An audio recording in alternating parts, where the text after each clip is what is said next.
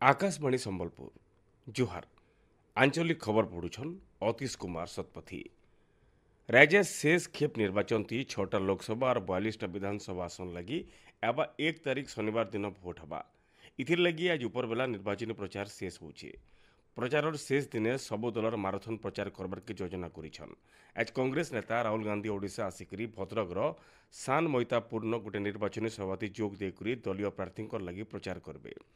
सेना बीजेडी सभापति और मुख्यमंत्री नवीन पट्टनायक आज भद्रकर चांदबाली गोटे सभाती जोग देकरी भोट प्रचार करबे। केंद्र मंत्री धर्मेंद्र प्रधान भी भिन्न भिन्न जगह प्रचार करबार कार्यक्रम रही। इ खेपे मयूरभंज बालेश्वर भद्रक जाजपुर केन्द्रापड़ा और जगतसिंहपुर लोकसभा आसन और तार अधीन 42टा विधानसभा आसन लगी भोट निया।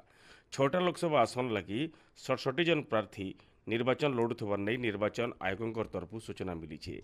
इन जन दे जे राज्य 3 नंबर खेप निर्वाचन सरवा ऋतु 105टा विधानसभा आसन और 15टा लोकसभा आसन लगी भोट सरी। बुथ भीतर की इलेक्ट्रोनिक जिनिस नेबार उपरे मुख्य निर्वाचन अधिकारी कटकना जारी करिछन।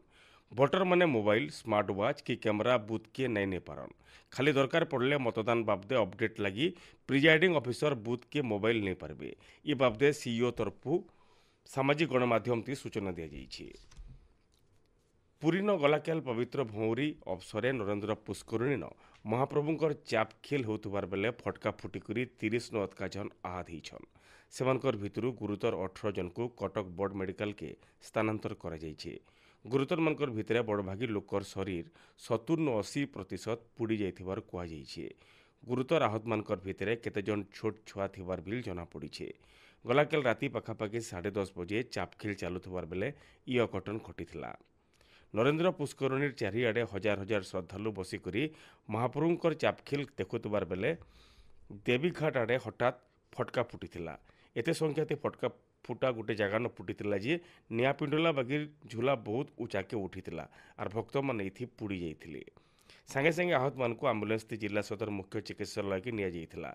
हेले सेनो केते जनकर अवस्था गुरुतर हेबारनु सेमानकु संगे संगे कटक मेडिकल के स्थानांतरित करा जाइथिला।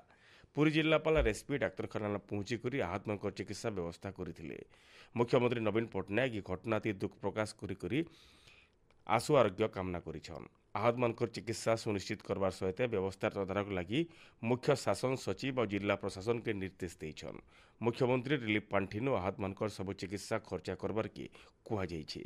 सियाड़े मुख्य शासन सचिव प्रदीप जेना कटकर एससीबी मेडिकल कॉलेज के पहुंची कही जे घटना जगानु 31 जन आहत लोक उद्धार कर सेमानकर भितरु भुवनेश्वर भिन्न भिन्न घरोई अस्पताल कटक बड़ मेडिकल अनाजाई चिकित्सा करा जाउछे। आहत मानकु पहला प्राथमिक चिकित्सा करा जिबा ऋतुरु पछे घटनार तदंत करा जिबा बोली श्री जेना कहिछन। 2024-25 शिक्षा बचर युक्त 3 थी एवं मासर 3 तारिख ना लेखा लगी आवेदन मूल हवा। जून 17 तारिख तक छात्र छात्री मैंने इथिर लगी आवेदन करें। जून 25 तारिख दिन पहला सीट अलटमेंट हवा और 26 तारिख नो 29 तारिख भितर पहला खेप ना लेखा हवा। इ बाबदे उच्च शिक्षा विभाग तरफु विज्ञप्ति जारी करा जाइछे। इ बछर मैट्रिक पास करिथिबार छात्र छात्री मानकर लगी माध्यमिक शिक्षा परिषद बोर्ड वेबसाइट थी डिजिटाइज्ड सर्टिफिकेट मिलुछि। परीक्षा फल 7 दिन भितर छात्र छात्री माने बोर्ड वेबसाइट और व्हाट्सएप जरिए इ सर्टिफिकेट महालिया डाउनलोड करि पारबे। इ बाबदे केनसी असुविधा हेले बोर्ड तरफु समाधान लगी गुटे हेल्पलाइन नंबर 0671 2412 059 जारी करा जाइछि। पंचायत संपादक ग्रामसेवक पदवी के उन्नति पाइथिबार आवेदनकारी मानकु सर्वनिम्न पेंशन देवार के हाईकोर्ट निर्देश देइछन। पेंशन लगी VLW चाकरी समिया यथेष्ट नाई होथुबानु पंचायत संपादक चाकरी समिया हिसाब के नैकरी पेंशन दिया जिबा। कोर्टर आदेश 2 मास भितर सबु प्रक्रिया शेष हेबा। राज्य सरकार देइथिबार आदेश के खारज करी विचारपति आदित्य कुमार महापात्र इ निर्देश देइछन। राज्य आ 2 दिन ग्रीष्म प्रभाव जारी रहबा बोली आंचलिक पाणीपाग विज्ञान केन्द्र सतर्क करिछे।